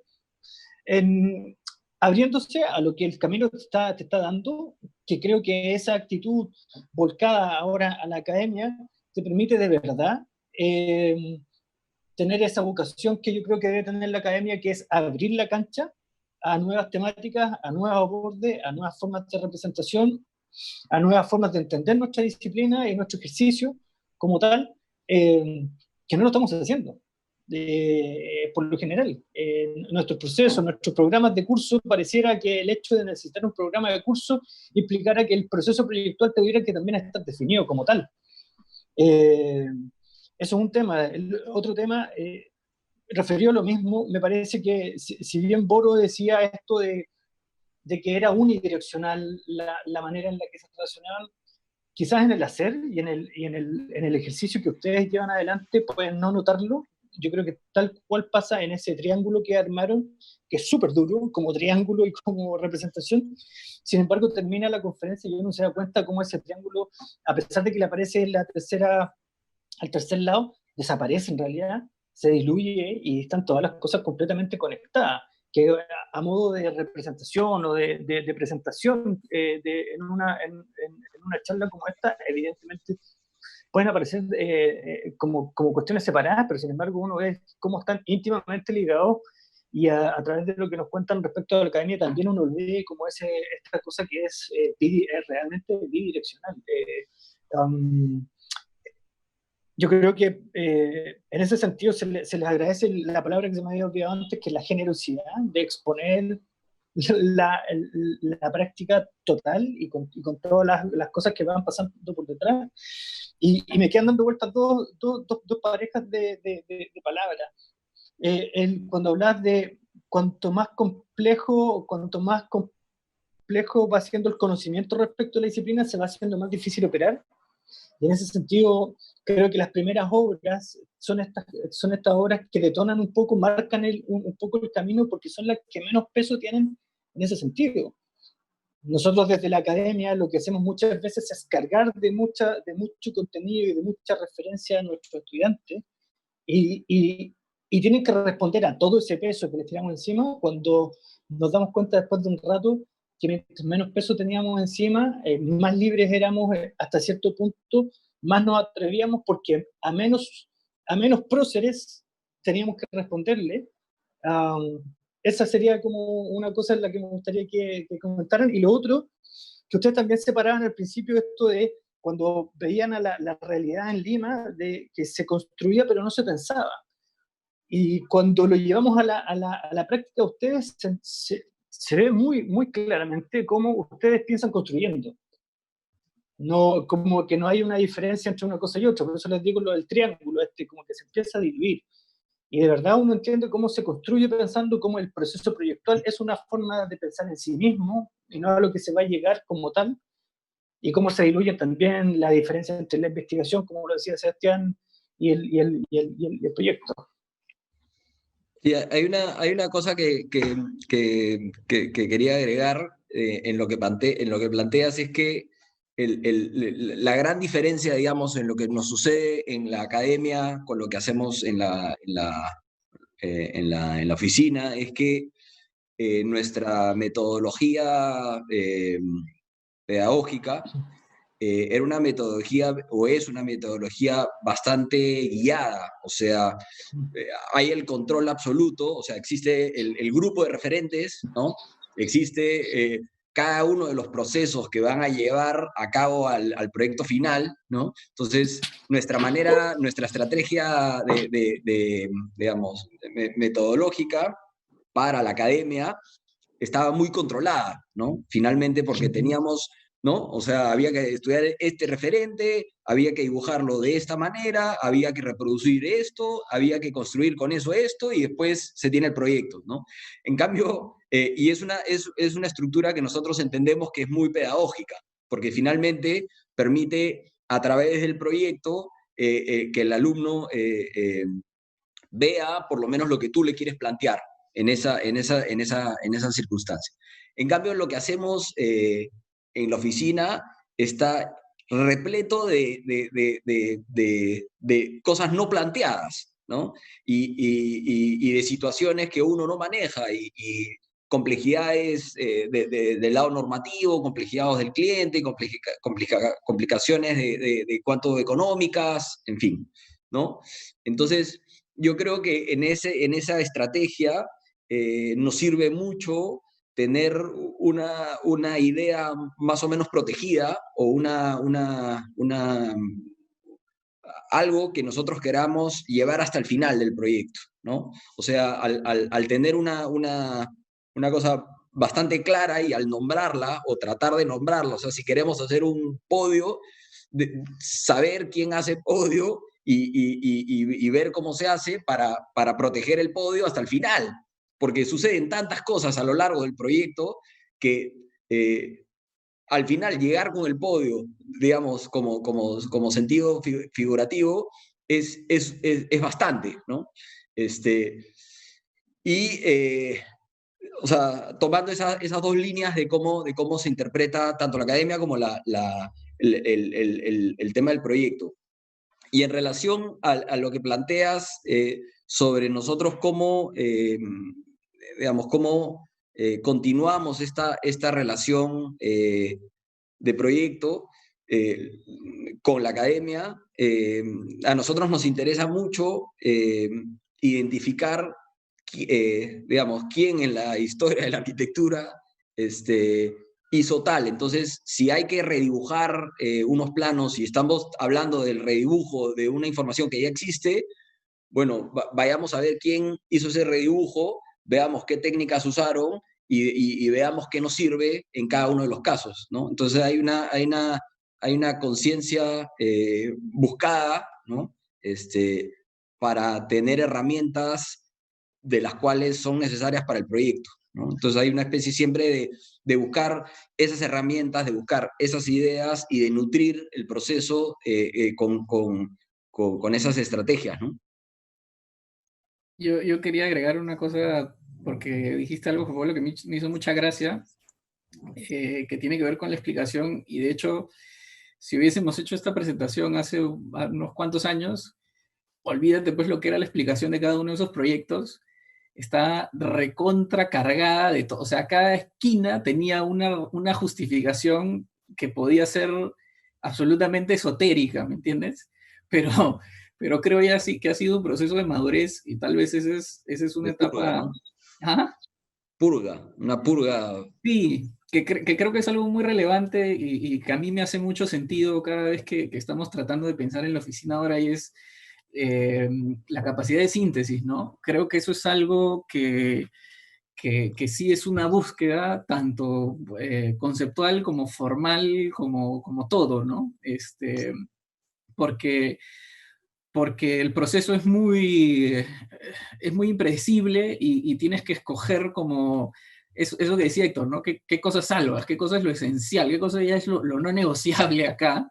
Y bueno, a veces lo consigues y a veces no también, ¿no? Eso es normal. Pero no era así antes, ¿no? Y creo que es una cuestión de madurez también. Y me parece que eso, otra vez, agarrando una de las preguntas que se hicieron en un momento, pasa porque nosotros desde el comienzo nos hemos visto en la necesidad o en la obligación de tener que trabajar de manera colaborativa, o sea, tanto entre nosotros como con otros. Entonces, desde siempre hemos estado como acostumbrados a tener que negociar o digamos que también a ceder, ¿no? Entonces, eso de una u otra forma te hace entender que no las puedes pelear todas y tienes que ser muy conciso y muy sintético. Y por eso es también que cuando trabajamos, colaboramos con otros estudios, se hace de manera muy natural, o sea, en ese sentido es bueno no ser tan dogmático, creo, porque sigue siendo un poco abierto a otro tipo de influencias o posturas, opiniones, y creo que es algo que va a ser muy necesario, ¿no? Para los que nos escuchan y que son alumnos. Tal vez ese es el problema de la docencia, ¿no? Que se sigue pensando desde la perspectiva del arquitecto creador como solo ahí inventando cosas y tal. Y creo que cada vez es menos así, ¿no? Y nosotros que un poquito estamos en esa transición, en habernos visto en la necesidad de tener que trabajar en equipo colaborativamente, tanto entre nosotros con otras personas de otros contextos, de otras realidades, y tienes que ser, creo, bastante permeable y no tan dogmático para que la cosa llegue a buen puerto, ¿no? Buenísimo. De hecho, como respondiste a la pregunta que te iba a hacer, te iba a hacer como una pregunta muy asociada a eso, como a eso, a ese trabajo colectivo y cómo había funcionado y operado en el fondo con, no sé, pues con oficinas de otros países incluso, y cómo esas negociaciones empiezan como esta idea del ceder, ¿cierto? Como que a veces, no sé, pues se imponen o chocan dos ideas que pueden ser muy opuestas, pero al final uno tiene que negociar ese punto medio y eso me parece como un tema interesante que creo que de alguna manera lo respondiste. Y en ese sentido, como lo que quería abrir como pregunta, es justamente como la idea del concurso como figura, ¿cierto? Como la idea como concurso como una figura que democratiza de alguna manera como el acceso a los arquitectos más jóvenes, si uno quiere decirlo, ¿cierto? A poder ser parte también de esa construcción de ciudad, que ustedes también como en la última parte de la presentación, ¿cierto? Dieron harto cuenta de eso, como de esa exploración que ustedes comentan que está como en maduración, ¿cierto? Están como desarrollando. Entonces, en ese sentido, ¿cómo ven eso del como esa figura del concurso de arquitectura, cómo funciona en Perú esa figura, como, o cómo ustedes han tenido esas experiencias, como a partir de siempre como el concurso, ya sea concurso privado, que los llaman, o un concurso público abierto, digamos, a cualquier persona. No sé cómo se nos pueden contar un poco esa experiencia. Sí, yo solamente para agregar, no sé si alguien va a responder un poco esa, pero quería agregar que nosotros desde nuestro inicio, o sea, 13 años atrás, siempre hemos trabajado en colaboración. O sea, los proyectos, igual los proyectos que hacemos eh, sin estar en colaboración con otros estudios, igual es una colaboración interna entre nosotros, ¿no? Entonces, como que yo te diría que si en algo nos hemos formado haciendo es en colaboración con arquitectos colombianos, arquitectos chilenos, arquitectos peruanos de otras generaciones, arquitectos peruanos de generaciones menores. Muchos de los proyectos que presentó Diego al inicio son todos proyectos en colaboraciones, o sea, con arquitectas, con arquitectos. Y en ese sentido, vamos a decir, es como una especie de alejarte de esa idea de quién tuvo la idea o no, o de dónde surgió la idea, y finalmente es, dale, no importa, avancemos con el proyecto y construyámosla después, ¿no? Entonces, en ese sentido, es bien interesante esa idea de colaboración, de cómo nos hemos ido vinculando, eh, además con distintas especialidades, o sea, no solamente entre arquitectos, ¿no? Sino arquitectos de interiores, arquitectos de iluminación, paisajismo, y en fin. Y creo que eso ha nutrido mucho la práctica que hacemos hoy en día, y creo que tenemos otro tipo de conexiones cuando hicimos el libro, ¿no? Hicimos otro tipo de conexiones con escritores, en fin. Entonces, hay una especie de retroalimentación sin ser nuestra práctica una práctica multidisciplinar, porque tampoco es que nos encantaría pensar que es fabuloso y que nuestra oficina funciona así, pero no es la realidad. O sea, nuestra oficina funciona digamos, centrada en la arquitectura, ¿no? Pero con muchos inputs que uno no controla y que permite que el proyecto sea mejor, al final de cuentas, ¿no? Que esa es un poco nuestra manera de ver que los proyectos son mejor mientras más personas aportan sus ideas al proyecto, ¿no? Siempre y cuando haya como un norte claro, ¿no? Sí, Ya que están, sorry, yo- no, solo yo- para ampliar, ya que están hablando de concursos, o Héctor estaba hablando de concursos, veo también que acá alguien ha preguntado, veo Brian Vázquez, según la coyuntura, la crisis, si los concursos son claves para empezar una oficina. Han preguntado, veo acá en el chat del Zoom, así que ya que Héctor hablaba del tema y responder esa pregunta, sí, sí son claves. De hecho, Héctor lo acaba de explicar y toda la presentación lo demuestra así, que nuestra formación o el inicio del estudio hasta hoy en día ha tenido como uno de sus ejes la participación en concursos. No creo que sea solamente una solución para crear o empezar una oficina, creo que también es para mantener una oficina. Y creo que también los concursos es es una carrera de muy largo aliento en cuanto al aprendizaje que uno obtiene de ellos, ¿no?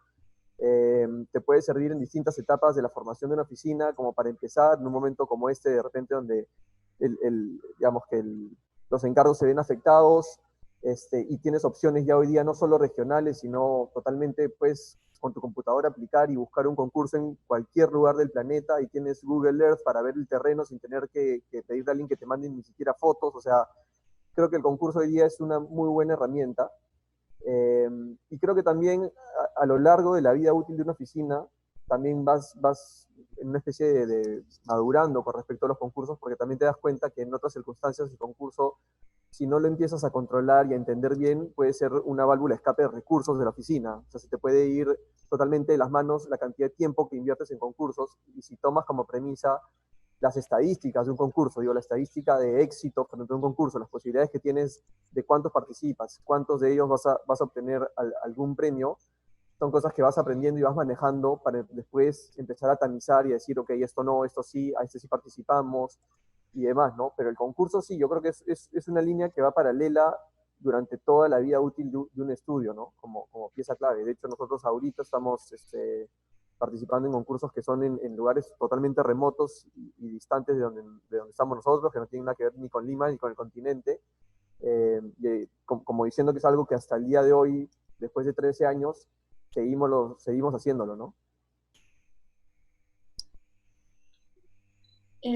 Igual, como agregando como el tema de los concursos, de libros, como las diferentes escalas, que igual se entrelaza un poco con lo que preguntaron ahí en el chat de Zoom. Les queríamos preguntar como, claro, ustedes nos definieron muy bien en toda la presentación cuáles eran los intereses de los proyectos que buscaban, ¿cierto? Entonces, habían concursos también inmobiliarios, etcétera. Y entonces, ¿cómo manejan como esas diferentes escalas, ¿no? Y finalmente, digamos, si hay alguna crítica, así que es un poco como lo que dice Enrique Vial, también si han tenido como alguna crítica respecto a ciertas normativas que permiten cosas, pero finalmente uno como arquitecto tiene como la posibilidad de decir, oye, o lo critico o realmente hago una cabida y hago exactamente lo que me dice la normativa. O sea, digamos, ¿cómo han manejado ese tema?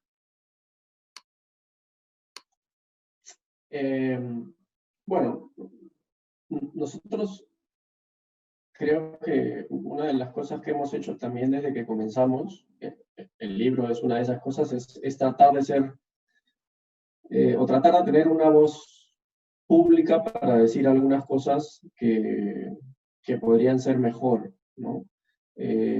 Ahora, creo que más interesante aún es cuando tus proyectos son una crítica a las normativas, por ejemplo. En ese sentido, la presentación que hizo Diego, yo creo que, de nuevo, el edificio Nazca me parece que es una clara crítica a los parámetros que ese edificio, a los parámetros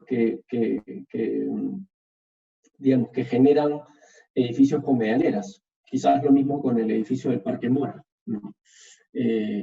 Obviamente, creemos seguramente que hay lugares en donde hacer edificios de 20 pisos es ridículo. De hecho, la mayoría de lugares en Lima les pasa eso por la explicación también que hizo Diego del sistema de lotes que tenemos. Pero,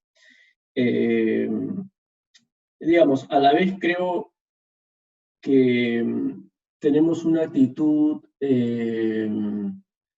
no estamos, digamos, muy lejos de pensar algo así como, no, yo eso no lo voy a hacer porque mis principios arquitectónicos no me lo permiten. Y tampoco creo que seamos alguien que va a hacer cualquier cosa.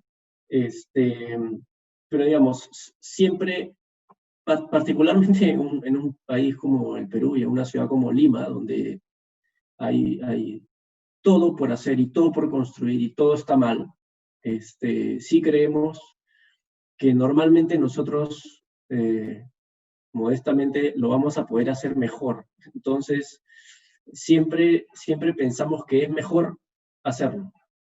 Y es mejor tomar ese encargo como una oportunidad para criticar una norma, para tratar de convencer a ese inmobiliario que de repente es mejor que el primer piso lo haga un poquito más abierto, para tratar de convencer al inmobiliario que los departamentos de repente deberían ser un poco más iluminados,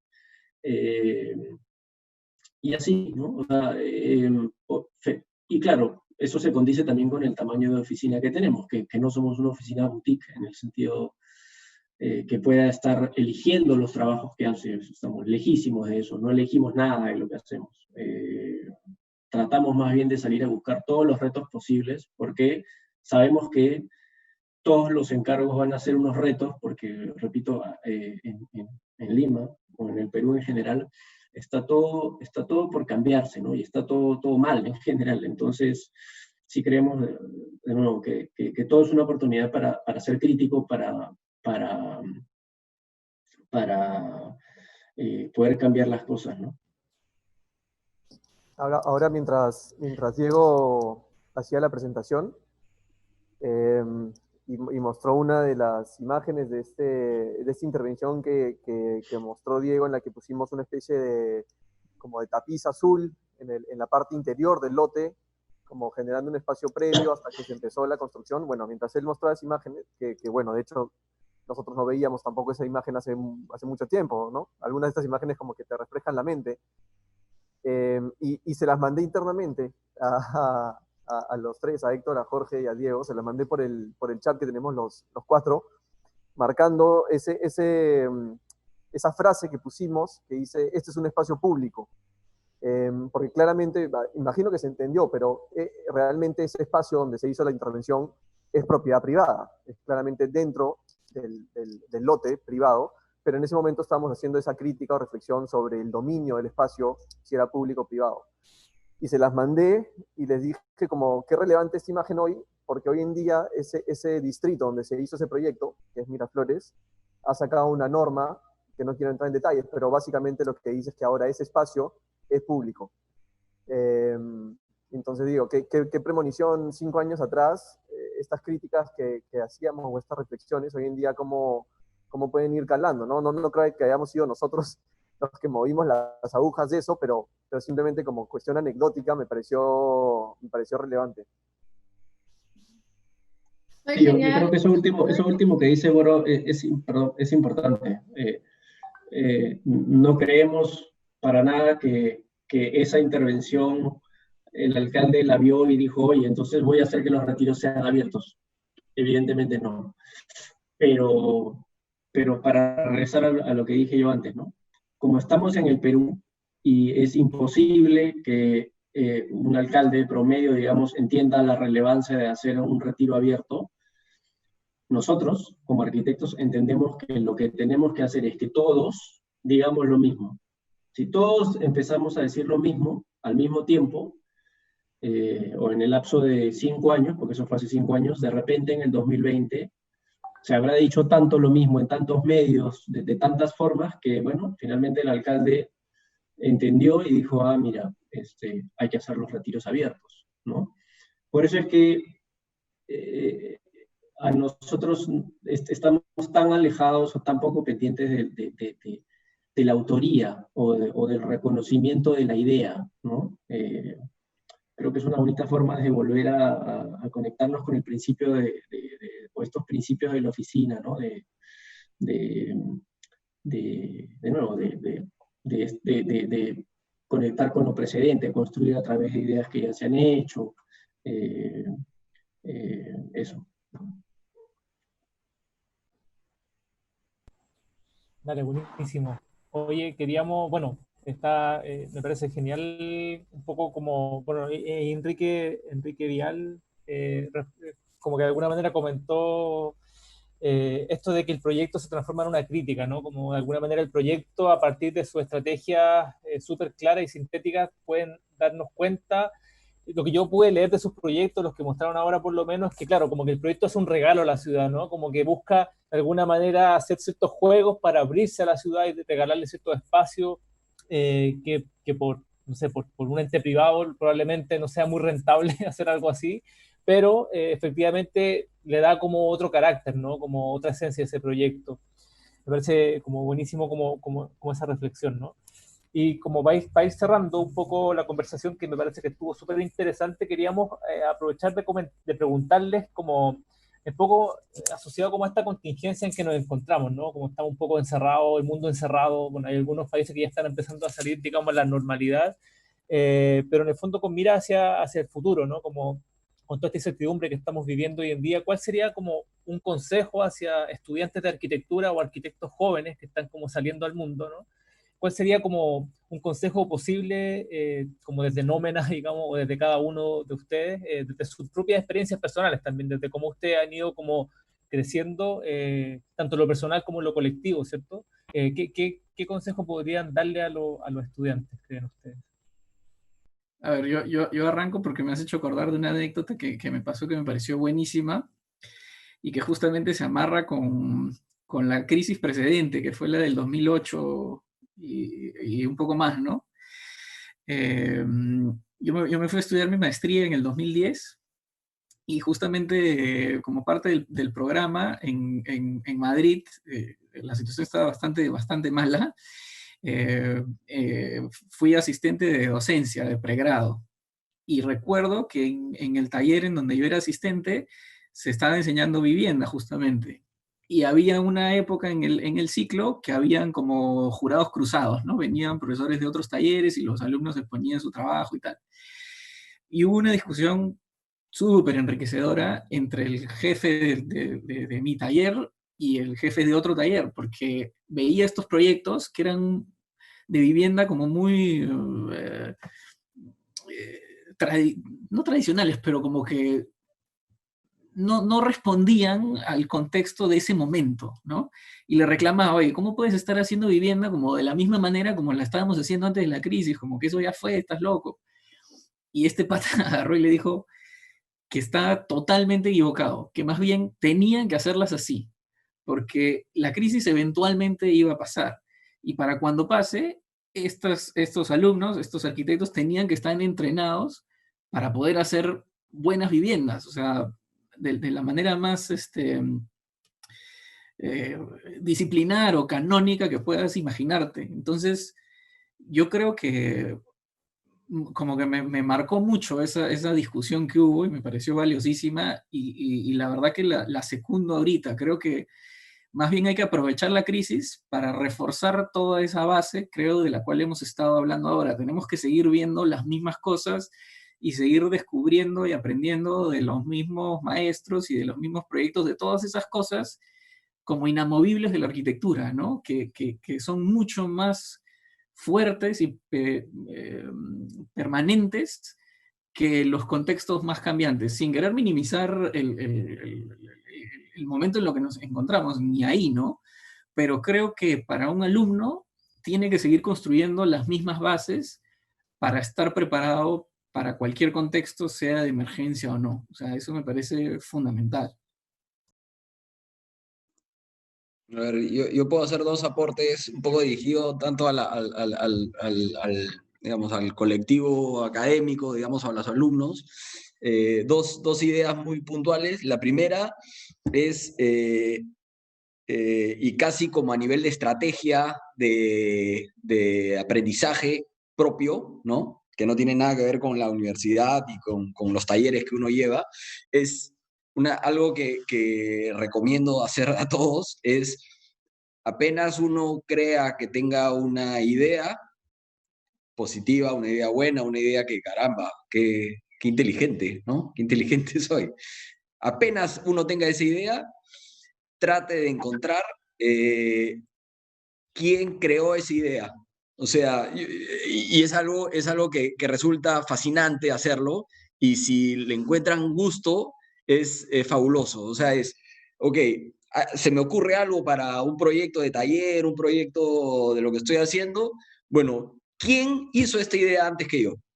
Y siempre van a encontrar una respuesta, y eso es una manera de autoformarse de alguna u otra manera, ¿no? Y esa idea puede estar no solo en la arquitectura, sino en el arte, en la pintura, en la escultura, en fin. Eso es como una, vamos a decir, es una autoformación que en lo personal me ha servido muchísimo. Eso por un lado. lo recomiendo en verdad para cualquier estudiante de arquitectura y cualquier arquitecto, evidentemente, es algo que yo lo sigo haciendo hasta hoy en día. Y lo segundo es que esto lo han dicho varios, no es autoría mío o mía, pero la idea de la arquitectura tiene que ver con construir las ideas, ¿ok? No de romper y empezar de cero, sino esta idea de cómo se puede agrupar ideas y cómo se pueden vincular, vamos a decir, tipologías de pensamiento en una sola, eh, y que tiene que ver evidentemente con la construcción de las ideas y ese diálogo del que ya hemos hablado, pero creo que es importante, digamos, encontrar la afiliación entre las cosas. Yo, cuando estábamos en la universidad,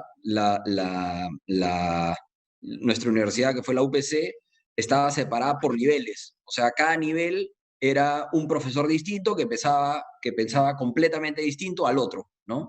Entonces no había una conexión vertical a través de los niveles de los cuales uno estudiaba. Y recuerdo que una de las cosas que saliendo de la universidad, no durante, una de las primeras reflexiones que tuvimos fue justamente encontrar una afiliación entre los niveles que, a pesar de ser muy dispares, uno, si hacía el trabajo de reflexión sobre lo que había vivido en la universidad, encontraba una línea que podía terminar siendo muy útil, y que personalmente me hubiera encantado, digamos, ser consciente de esto durante la universidad, pero esa afiliación que hay entre formas de ver la arquitectura te permite formar la propia, ¿no?